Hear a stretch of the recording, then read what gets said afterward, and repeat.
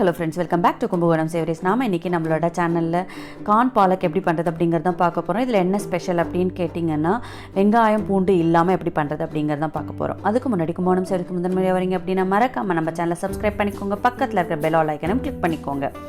இப்போ இது பண்ணுறதுக்கு நான் ஒரு 2 கிளாஸ் தண்ணியை சுட வச்சுருக்கேன்.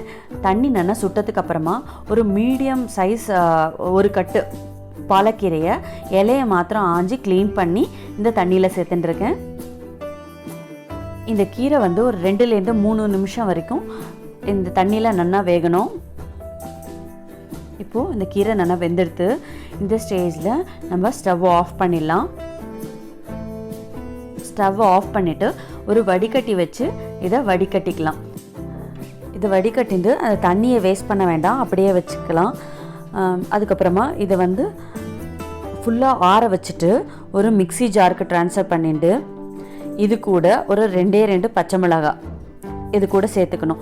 சேர்த்துட்டு நல்ல ஸ்மூத் பேஸ்ட்டாக அதில் அதோட திப்பி எதுவும் இல்லாமல் உருவே தெரியாமல் அரைச்சிக்கணும். அரைச்சின்னு அதை தனியாக எடுத்து வச்சுப்போம்.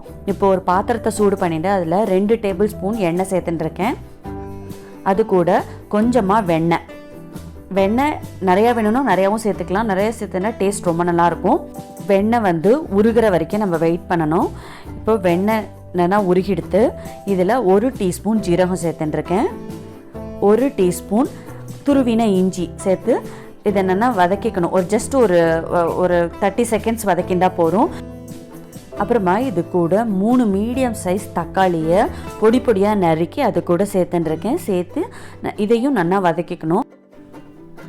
இதில் தக்காளி வந்து ஃபுல்லாக வேகணும். நல்லா வெந்ததுக்கப்புறமா இது கூட 1 teaspoon Kashmiri red chilli powder, அதுக்கப்புறமா 1 டீஸ்பூன் தனியா பவுடர், 1/4 டீஸ்பூன் கரம் மசாலா, இது எல்லாத்தையும் சேர்த்து நல்லா கலந்து விட்டுக்கணும்.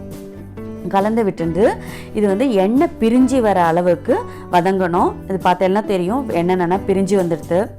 இந்த ஸ்டேஜில் நான் வந்து ஒரு சோளத்தை வேக வச்சு உரித்து எடுத்துட்டுருக்கேன். அதையும் இது கூட சேர்த்துக்கிறேன். சேர்த்து நல்லா கலந்து விட்டுக்கணும்.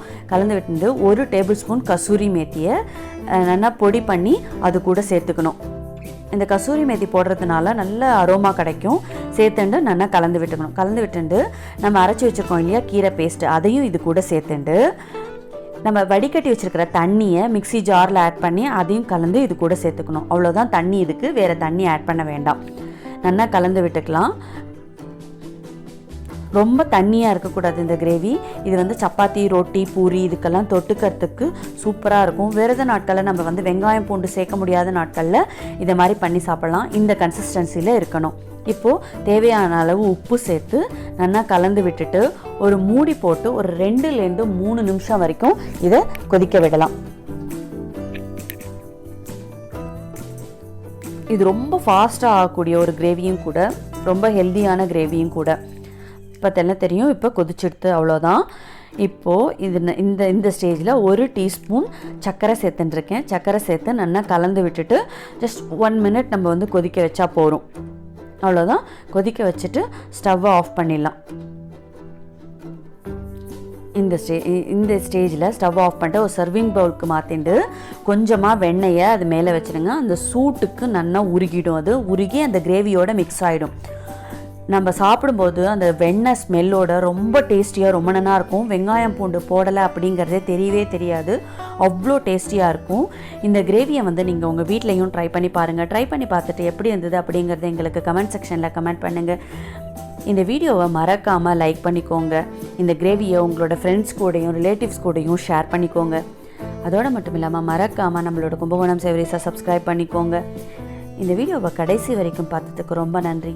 பழமையை புகுத்துவோம், பாரம்பரியத்தை காப்போம், ஆரோக்கியத்துடன் வாழ்வோம். தேங்க்ஸ் ஃபார் வாட்சிங்.